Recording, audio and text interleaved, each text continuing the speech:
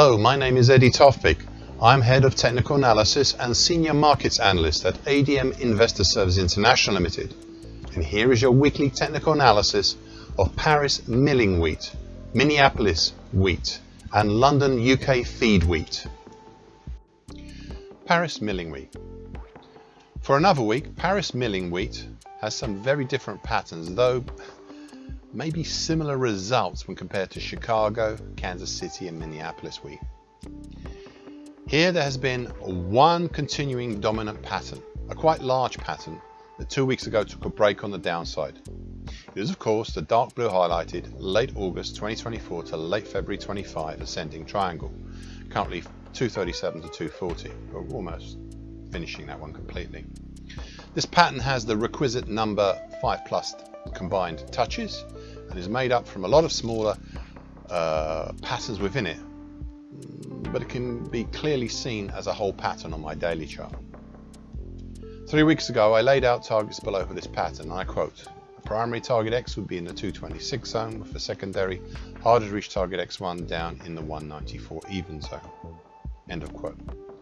2 weeks ago the market reached the primary target X, pushing down below it, though not fully breaking the significant purple March 24 to date uptrend, currently at 225. And we've ended up pulling back up over the purple uptrend and running along the top of it.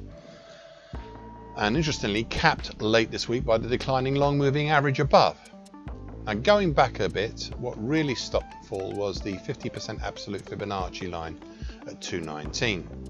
This, apart from its obvious significance as a 50% absolute Fibonacci line, has importance because it helped hold up prices back in November and early December last year, and also eroded the bearish incentive back in August and September last year as well. This is an interesting battle between the bearish pressure and the bullish support. Will this bearish pressure be enough to see further moves lower, or will target X at 226 have been enough and the stoic support seen below at the 50% absolute Fibonacci line start the formation of a new pattern? 2 weeks ago I amended the further targets below into target X1 being at 205 as a secondary harder to reach target, and target X2 being a tertiary target, an even harder to reach target down at 194.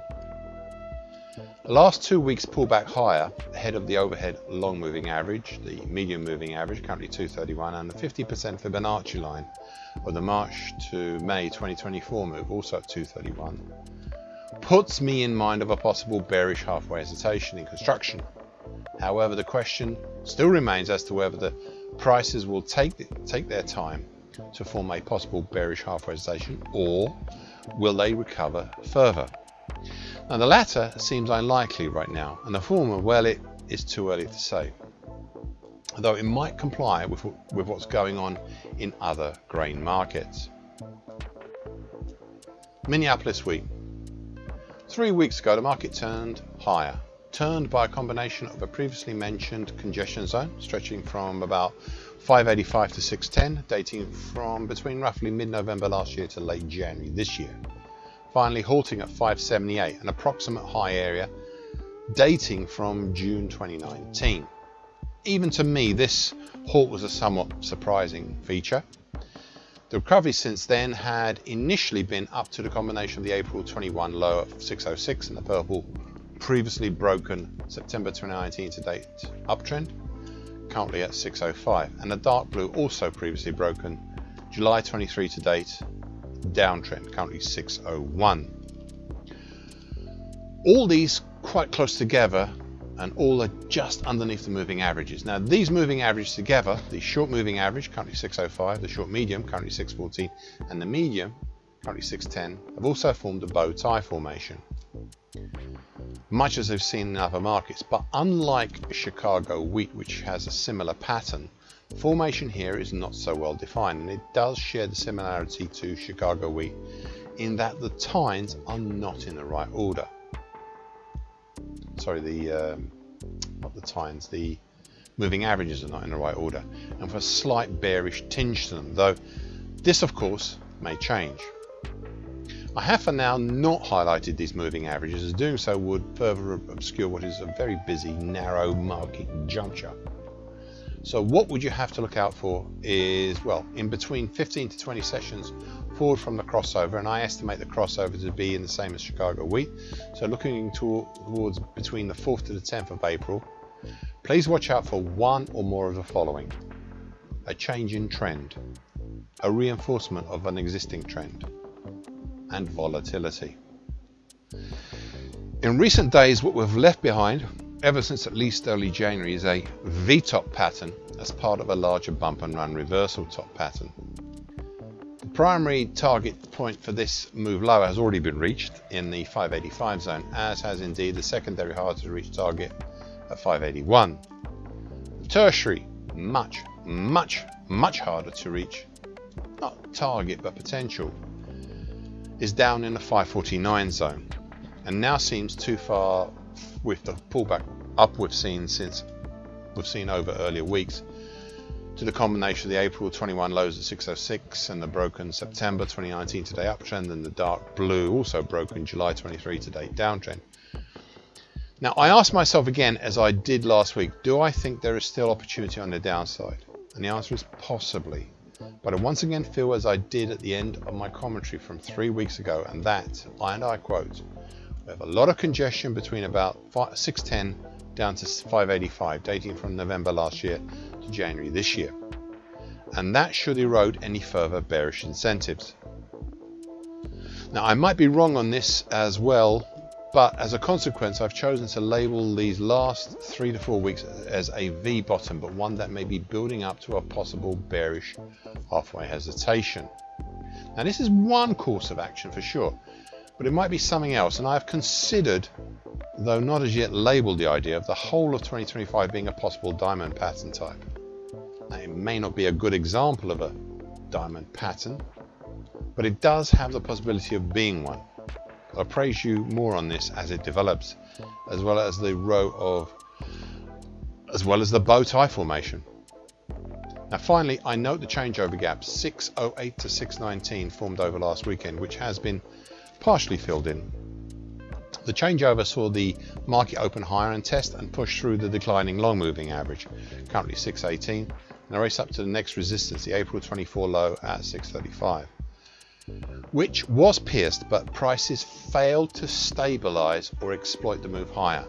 We've since come back down to long moving average and just above the broken lower time. And that's currently at 616. That's the late August to mid-November 2024 shallow bullish shift pitch walk. Now should this support buckle, then it would not surprise me to see prices a lot lower. And it also helps in my thoughts about the whole of 2025 being a diamond bottom pattern type. London UK feed wheat. There continues to be here on this daily chart these many months only one major significant pattern here, and that is the bright red late May early July 2024 bearish shift pitch fork. The market has recently reasserted the dominance of this pattern, which with prices breaching and then repairing an attempted break higher over the bright red upper time, currently at 178.85 back in late January and early February.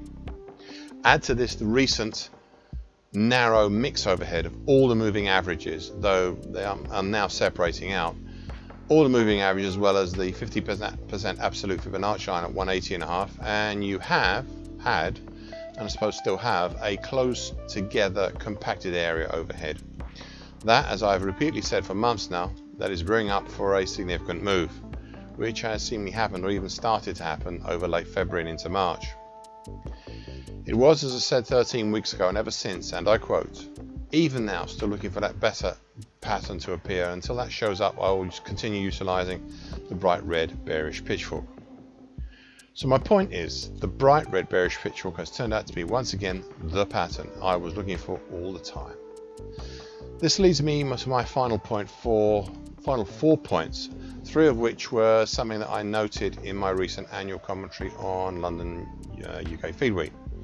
Firstly, I saw there the potential for a very large May 23 to date cat's ears pattern, which is a bearish pattern, akin to a double top formed after a big fall, such as the fall we had in early 2023, as well as an even longer second pattern, an August 2020 to date very large head and shoulders top.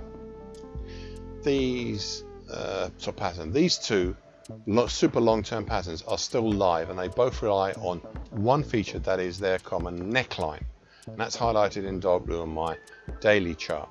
That's currently at 167.5. Now, for most of March, prices have been sliding along the top of this support of these dark blue pair of necklines. However, this Friday the market closed below it, and more importantly closed with a weekly key reversal below them. Now, more on this weekly key reversal should it develop, and also the other patterns. The third feature is a little more longer term. It is the March 2016 to date recently finished uptrend, highlighted in purple on my daily chart, currently 167.80.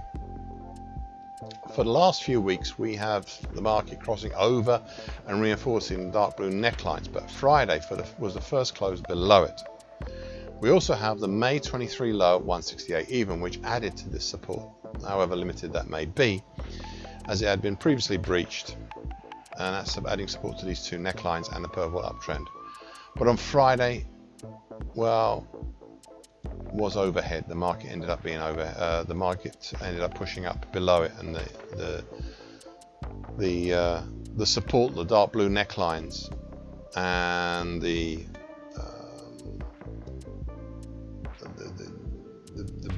dark blue, the purple uptrend is now overhead.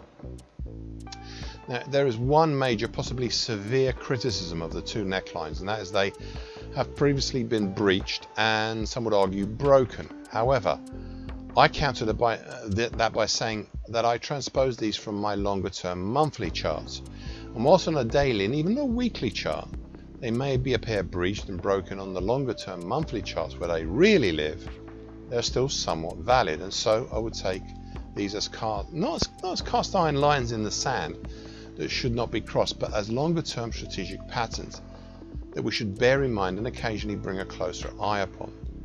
That being said, a monthly close for March in about a week and a bit below these would, I suspect, be a significant move.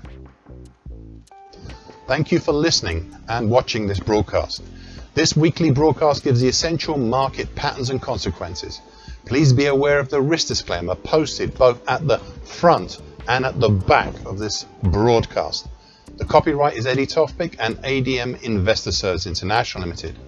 And here comes the final important bit.